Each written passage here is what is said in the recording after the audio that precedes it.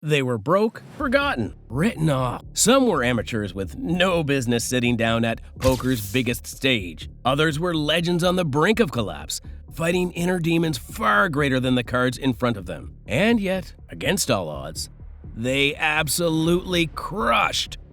These are the stories of players who refused to quit, who turned disaster into destiny, and carved their names into poker history with the most miraculous turnarounds ever witnessed. The mouth that wouldn't stay shut. If poker has 9 lives, Mike the Mouth Matusow has used them all. His career has been a roller coaster of brilliance, disaster, and resurrection. The kind of story that only poker could write.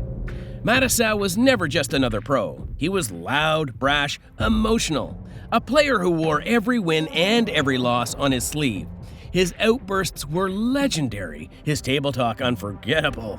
But behind the theatrics, his journey was brutal. Jail time, drug addiction, crippling bankroll wipeouts, time and again. It looked like Matusow's career was finished. Then came 2005, fresh out of prison and written off by the poker world. Matusow entered the WSOP with nothing to lose. What followed was a comeback for the ages. He captured a bracelet, made 2 main event final tables, and pocketed millions in winnings, all in the same year. For a player thought to be broken, it was a thunderous reminder that talent and resilience can defy the odds. And he wasn't done yet. In 2013, after more health struggles and another round of financial collapse, Matusow clawed his way back once again. This time, he captured his 4th WSOP bracelet in the $5,000 7-card stud event, outlasting a stacked field of pros. It was proof that even a decade after his supposed peak, the Mouth could still silence the critics the only way that mattered, by winning. Mike Matusow has won event 13 at the 2013 World Series of Poker, the $5,000 buy-in 7-card stud 8 or better championship event. For the win, Matusow earned $266,000 and his 4th WSOP gold bracelet. Card Player TV caught up with him at his bracelet ceremony to learn how it felt. Yeah, it's pretty amazing. I tell people, quality, not quantity. And this was my second event. First event, I finished 13th at the Omaha 8 Stud 8, and then took 2 days off because I was so exhausted, and then came right back and won this. I really believe, to win these things, you got to be rested and well prepared. The people that run around and playing with all these bracelet bets, running around from tournament to tournament. I mean, that maybe somebody can do it, but I think it's so much you have to mentally prepare yourself to win these things. And I was very mentally prepared for this tournament before it started. I felt it. It's kind of crazy. Like in the Omaha 8 Stud 8, I finished 13th. I left the house and I telling my friends and everybody, I just don't feel it. And I go, what do you mean you don't feel it? I go, when I know I'm going to win, I know I'm going to win, and I just don't feel I'm going to win this. But then when this tournament came, I was so sure I was going to win it for 2 days. I just felt it. Over the years, Matusow has staged one return after another. A serious back injury nearly ended his career, but he fought his way back to the feld. Downswings that would have buried other players became fuel for his next run. He has never stayed quiet, never stayed gone. That's the legacy of Mike Matusow.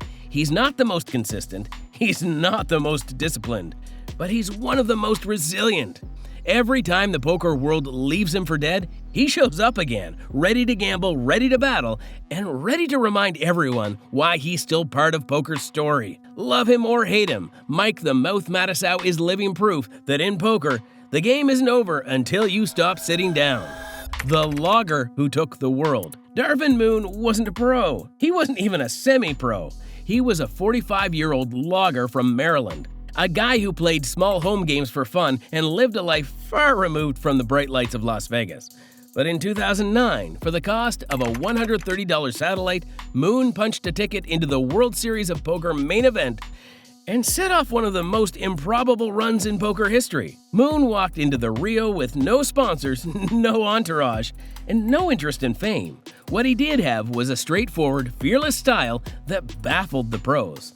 Hand after hand, he leaned on raw instincts instead of advanced strategy, and somehow, it worked.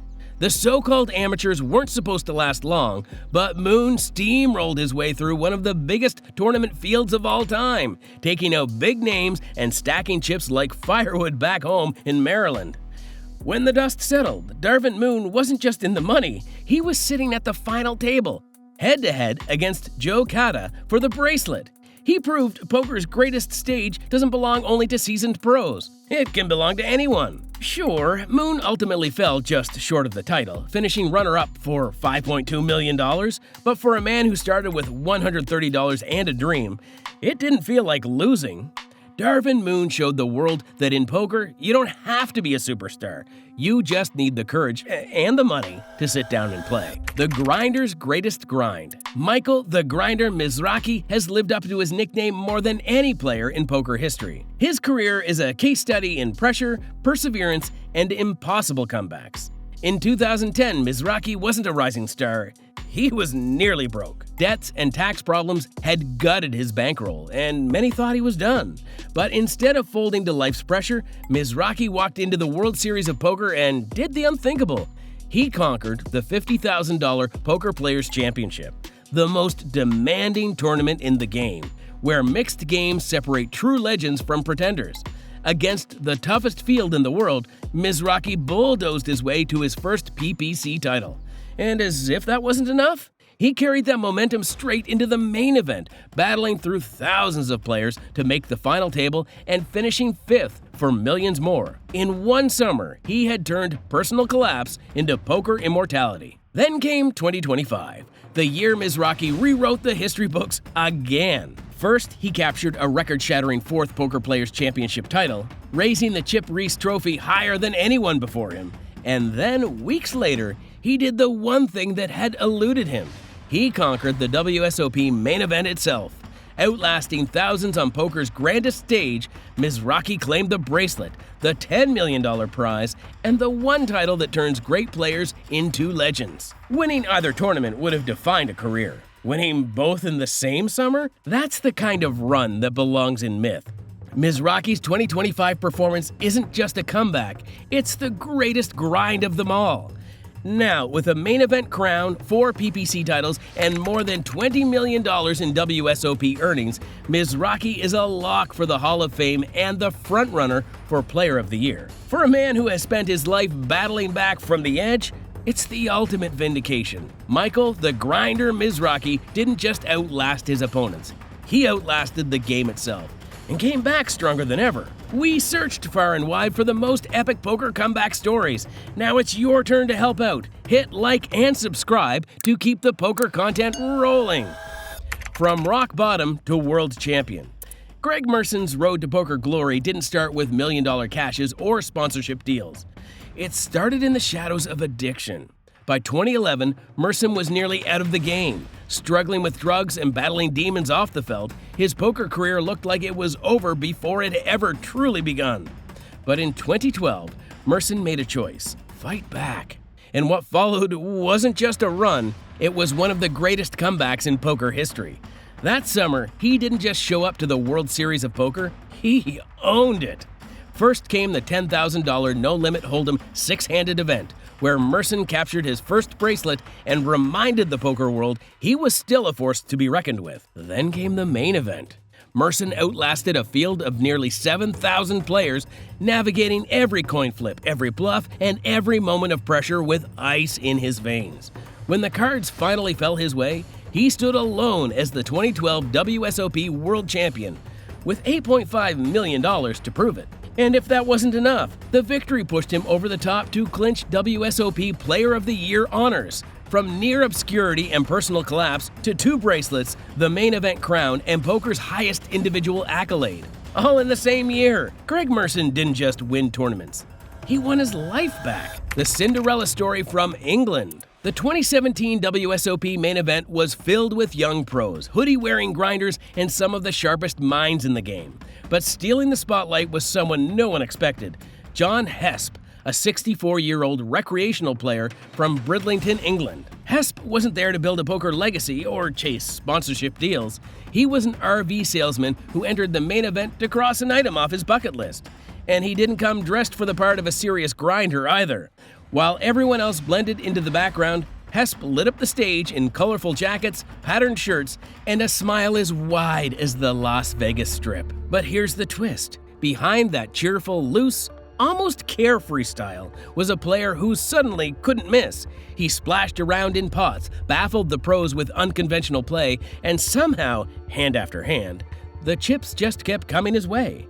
His enthusiasm was contagious, his presence was electric, and as the field thinned, the impossible started to look real. Against every expectation, John Hesp stormed to the final table of the main event. He didn't just survive, he thrived, outlasting thousands of players half his age, eventually finishing fourth and walking away with $2.6 million. It was poker's ultimate Cinderella story. A recreational player, a family man, and an RV salesman from a small English town had gone toe-to-toe with the best in the world, and proved that in poker, sometimes the dreamers write the best chapters of all. The assassin among thousands.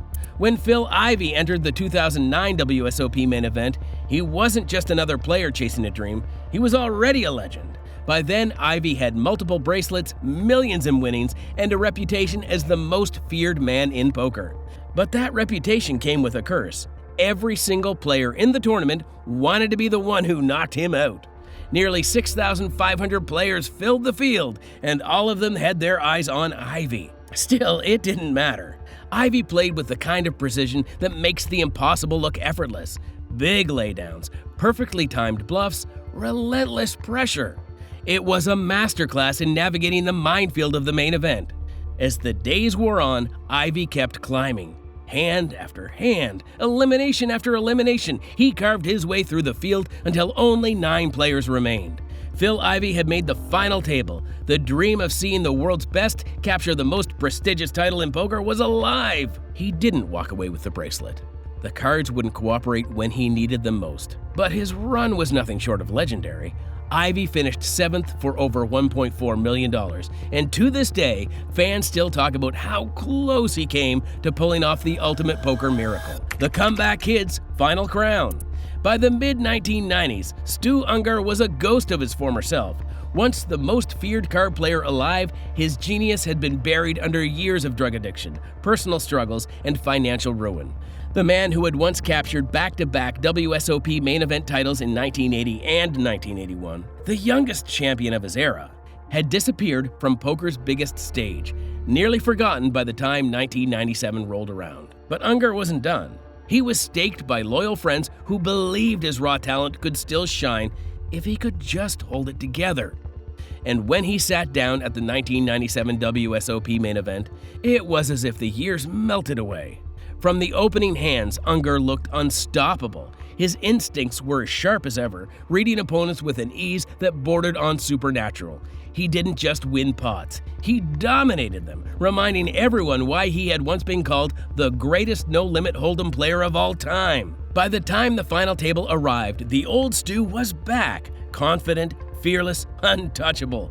And when the last card hit the felt, Ungar had done the unthinkable. He captured his 3rd WSOP main event bracelet, tying the record held by Johnny Moss. The victory came with a $1 million payday, but it meant far more than money. It was redemption, vindication, and one of the most emotional moments in poker history. Sadly, it would also be Ungar's last great triumph. Just a year later, he was gone, leaving behind both a tragic legacy and an unshakable truth. When Stu Ungar was at the table, he was the greatest to ever play the game, the $39 miracle that changed poker forever. In 2003, the World Series of Poker was still a niche battleground, a stage dominated by seasoned pros, old-school grinders, and a tight-knit community of insiders. But that year, a complete unknown walked through the doors of Binion's Horseshoe in Las Vegas and turned the poker world upside down. His name? Chris Moneymaker. Moneymaker wasn't a professional. He wasn't even a regular on the live circuit. He was a 27-year-old accountant from Tennessee who had never played a live tournament bigger than his local home games. His entry into the main event wasn't backed by a sponsor or a fat bankroll. He came from a $39 online satellite on PokerStars. No one expected him to last. But hand after hand, Moneymaker stunned the field. He didn't just hold his own against the pros, he took them apart. his fearless bluff against poker legend Sammy Farha became the stuff of highlight reels, the moment that proved this amateur wasn't here to fade quietly into the background. And then came the impossible. Chris Moneymaker outlasted 838 players, capturing the main event bracelet and $2.5 million. But the money wasn't the real story. His victory proved that anyone, anywhere, with a few bucks and a dream, could sit down and become a world champion. That single win set off what we now call the Moneymaker effect, a tidal wave of new players, online poker rooms, and TV broadcasts that turned the game from a smoky backroom pastime into a global phenomenon. And in doing so, he changed poker forever. A chip and a chair. The 1982 WSOP main event looked like it had claimed another victim. Jack Treetop Strauss had just lost a massive pot, pushed back from the table, and thought he was done. Out. Eliminated. But then came one of the strangest, most miraculous discoveries in poker history. Beneath a crumpled napkin sat a single $500 chip, the last lifeline Strauss had left. By the rules, that chip meant he wasn't busted. He still had a seat, and he still had a chance. What happened next turned into legend. Hand by hand, pot by pot, Strauss clawed his way back. That lonely chip multiplied into stacks, the stacks grew into towers, and the towers became a fortress. Against all odds, Strauss ran the table, storming through the field until there was no one left to beat.